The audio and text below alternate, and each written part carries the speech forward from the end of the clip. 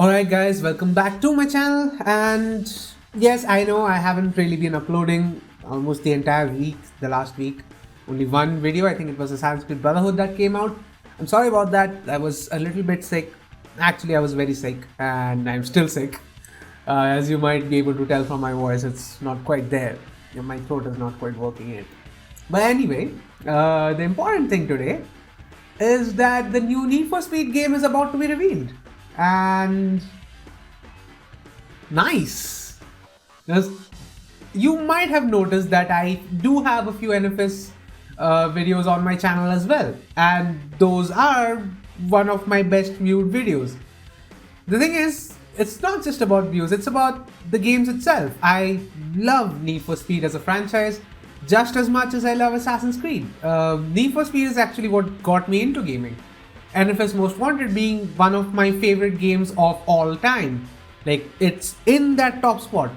Probably GTA San Andreas in the second position. But yeah, NFS Most Wanted is in that top spot. So, for that franchise to make a comeback, yeah, I am very much interested. Now, of course, we don't know much. I haven't really been following NFS's social accounts or anything. But they were teasing this number 510 again and again and again and again. 510 obviously means the 5th of October. I mean, that's probably a given. But what I am about to tell you, and what if you are a fan of the franchise you may already know, is that that's not all that 510 actually stands for. Because I don't know if EA are just being tone deaf and they just wanted to include 510 because of the date. But guess where this number 510 actually comes before in the franchise? Well, if you guessed it right, points for you. It is NFS Most Wanted. And no, not the crappier new one, I mean the actual original old one. And actually not even the console port, that was the PSP spin-off. NFS Most Wanted 510. Now, it wasn't the whole game. It was basically just, it had the instant races, custom races. I didn't really play much because I didn't have a PSP.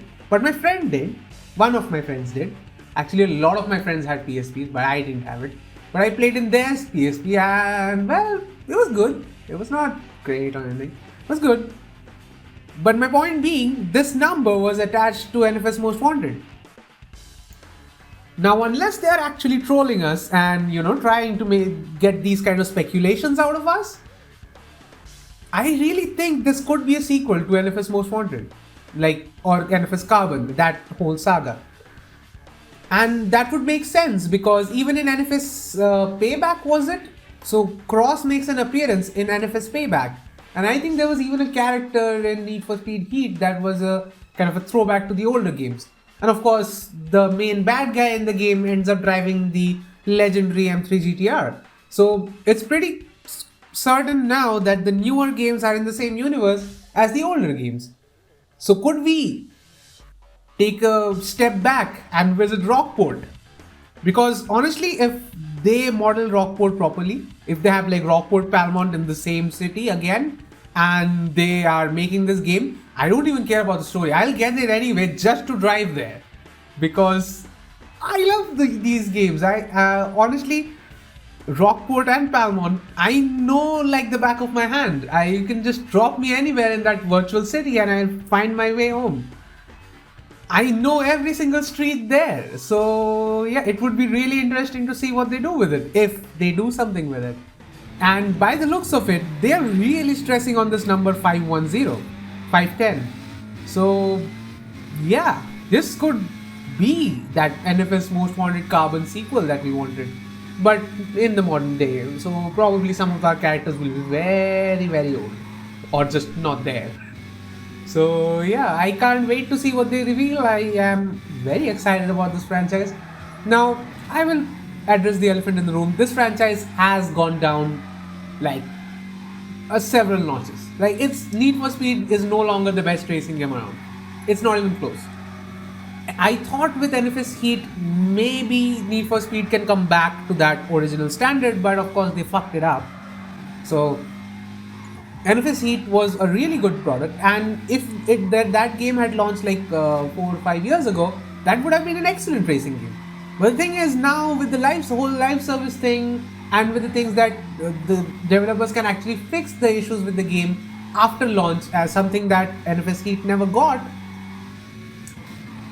by modern standards, you cannot do that anymore. If there are issues with the game, if there are issues with the end game, you have to fix them. You can't just run away from the game and still expect that game to do well. So of course, NFS Heat in that way was a disappointment, even though the groundwork in NFS Heat was pretty solid.